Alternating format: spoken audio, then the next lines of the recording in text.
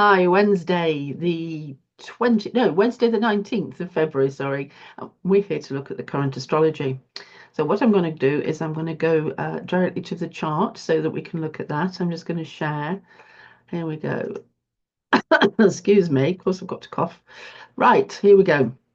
Now, um, really continuing from what we were talking about in the last video, because the sun has moved into Pisces, and so everything now is unclear.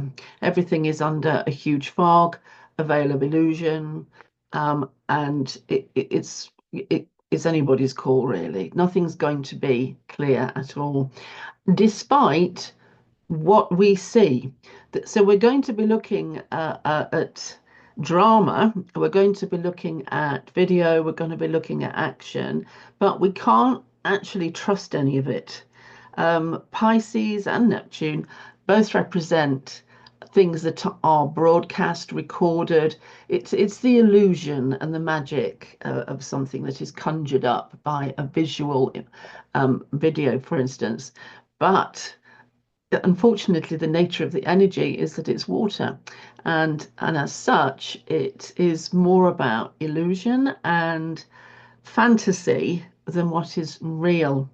Now, at the moment, we've got the moon at 20 degrees of Scorpio, and that has just been making a Grand Trine in water with Neptune at 19 of Pisces and Mars at 17 of Cancer. So today in particular, there is a veil of secrecy over everything. When you get three prominent planets forming a triangle like this around us, around the Earth, and it's in water, it's opaque, it's difficult to read. There are things going on behind closed doors, and even those closed doors and what's going on behind them isn't clear to the people who are on the other side of the door.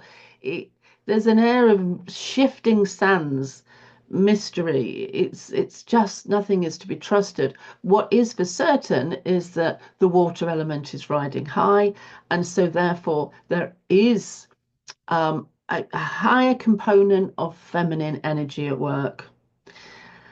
And this means that any action is subdued, it is withdrawn, gravity is pulling it in, it is hidden.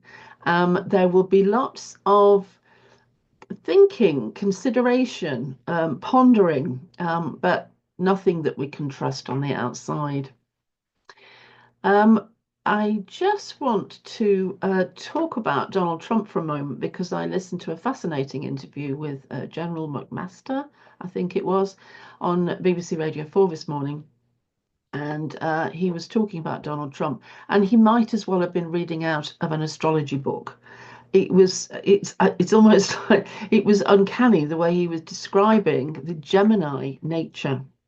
Now, I don't really have a lot to do with Trump because I'm in the UK. Yes, he has a great impact on my country, but I don't see him as much as you see him in the States. You know, he's your president. So I tend to see my prime minister more when it comes to news and politics and stuff. Um, so I was fascinated to listen to McMaster talking about him because he said things like, the thing is with Trump is that he loves a conversation, and the more people he has conversations with, the more he learns from them, and the more he changes his mind. And that's so Gemini. The Gemini statement, so you get a Gemini making a statement, that is not the finishing post. That is the starting point. They expect to have their mind changed. They expect to go into dialogue. They expect to get everybody around a table and talk to them and listen to them. And in that process, if the process takes a month, then the Gemini is constantly changing.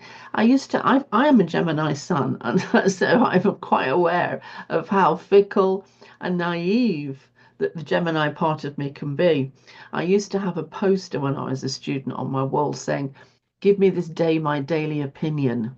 And that made me giggle when I was young in the 70s, and I was reading my Linda Goodman astrology because that was exactly how I saw life. So I think that it's wise to read up on Gemini, get a hold of my book. Certainly, I've just published a book on zodiac signs. It's not very expensive, so get a hold of that one. And the more you can understand Trump through his actual birth chart, then I think the more that you get an understanding of this current situation, and if, with more understanding comes more patience, less frustration. It's all good for you, really. The Gemini energy is, as I say, very naive. It's not a strong energy at all. It's the first air sign, and as such, it's just like a toddler, just like a youngster being curious about things and flitting like a Gemini from thing to thing.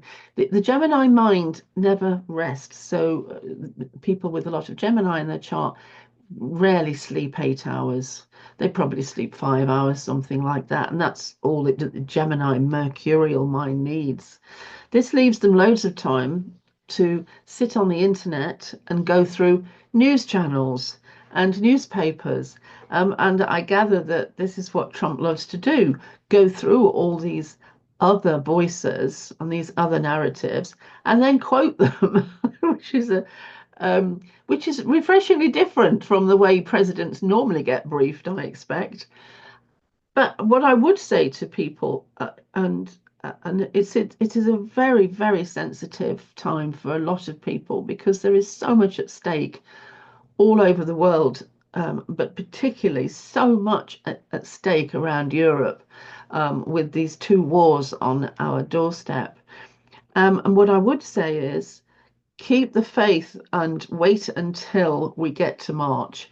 Wait until we're well into March, April, because nothing will be clear until the sun gets out of Pisces and passes over the equinoctial point of 0 degrees of Aries and is reborn again in a new paradigm. So treat this time as something which is, well, just watch it as if you're watching a pantomime or watching a movie or reading a good book. It's entertaining, but don't think that there is anything final about anything that's been said. It's all a starting point. And if this gives you some peace of mind, then I'm pleased it does.